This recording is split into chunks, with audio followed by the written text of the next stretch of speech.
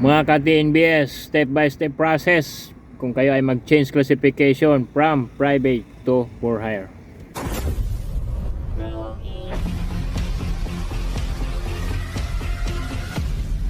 Una mga kaswabe, kung kayo ay wala pang mga decision under provisional authority pa ay kung kutob ninyo ay lumabas ng inyong decision or CPC, pumunta kayo sa LTFRB at sa may assessment para i-verify kung meron ng lumabas na decision. Kung meron na, manghingi sa gwardiya ng form para fill upan at pumila kung saan ang pila sa pag-claim ng decision or CPC. At bibigyan ka ng claim stub para balik ka na lang after isang linggo. After isang linggo, i-claim ang decision. At kapag na-claim na itong decision, kailangan i-provide itong mga requirements na ito. Ayan, after ma-provide, syempre may babayaran din sa cashier at ipapotocopy na rin yung official receipt nun. At ipa-receive ito sa confirmation, itong lahat na requirements na ito. After mapa-receive sa confirmation, bibigyan naman uli ng claim stub para balik ka na lang din uli after isang linggo. After isang linggo, binigyan ng papel at ang nakalagay ay electronic confirmation at ito ay error at isinulatan ng data take own at papupuntahin ka sa LTO para kunin itong data take on sa LTO. At pagkapunta sa LTO mga kaswabe, ito na yung umpisa sa pagproseso ng change classification. Kailangan dala ang sasakyan at mga dokumento nito. Ang sasakyan kailangan condition dahil mag-undergo ito ng inspection. Kagaya ng kumpleto ang lights, spare tire, mayroong basic tools at iba pa. May pasa lang sa inspection goods na yon.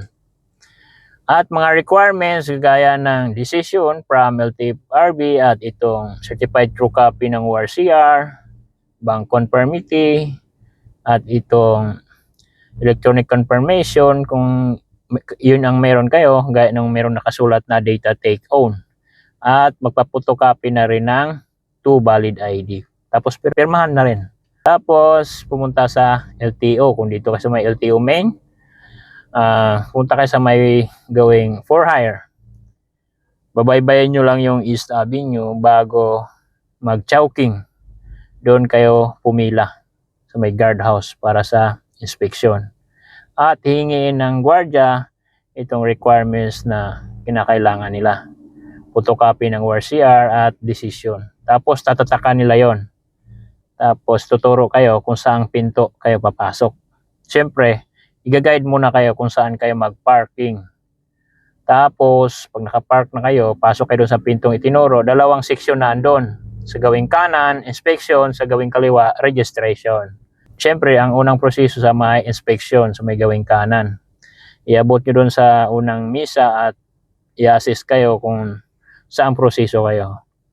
Tapos later on, merong mag-guide sa inyo para sa inspection sa sasakyan. After ma-inspect ang sasakyan, ituturo kayo na proceed kayo sa cashier at merong babayaran. After nyo magbayad sa cashier, mag-provide kayo ng mga photocopy ng mga requirements kagaya ng ORCR, bank conformity, decision, at itong photocopy din ng inspection slip.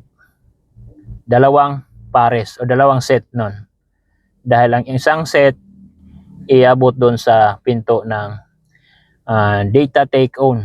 Sa pag-request ng data take own, itong hinihingi ng LTFRB. Tapos itong isang set iabot doon sa requisition dahil i-request nila kung saan naka-mother file ang inyong sasakyan, kung saan LTO. Tapos may bibigay na mga slip or claim stub para balikan na lang itong data take on kung anong date ka babalik. Tapos ito ring requisition. Pagsabayin na yon, check nyo kung kailan available. Pag nakuha na yon pareho, isa na yon sa requirements para mabuo ang lahat-lahat na dokumento para sa pag-submit ng application sa change classification. Tapos siyempre kung makuha na yung data take on, punta naman sa LTIP RB para kunin na yung yung confirmation na wala nang nakasulat na data take on or error. Tapos isa na yon sa mga requirements, at pag nabuo na yon, ito kumpletuhin na ito lahat, itong mga requirements na ito. Ayan. Kapag nakompleto na yan, doon na ipapasa uli. I-assist naman kayo uli doon sa may registration, balik kayo doon. Tapos i-guide kayo kung saan mga pinto iabot ng requirements, saan magpapatatak, saan magpa-verify, hanggat pabigyan kayo ng bigyan na kayo ng claim stub, at balikan na lang after isang buwan. At doon na yung resulta sa pinaka nire-request na change classification from private to for hire. Ganun lang ka bilis. Isang basihan itong aking naikwento sa inyo.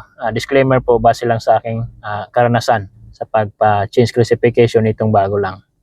Dahil syempre mayroong mga adjustment kung ikumpara mo sa dati. Kaya hanggang dito lang mga kabiyahero, mga kaswabe, mga ka-TNBS. And good luck. Sorry, it's DJ.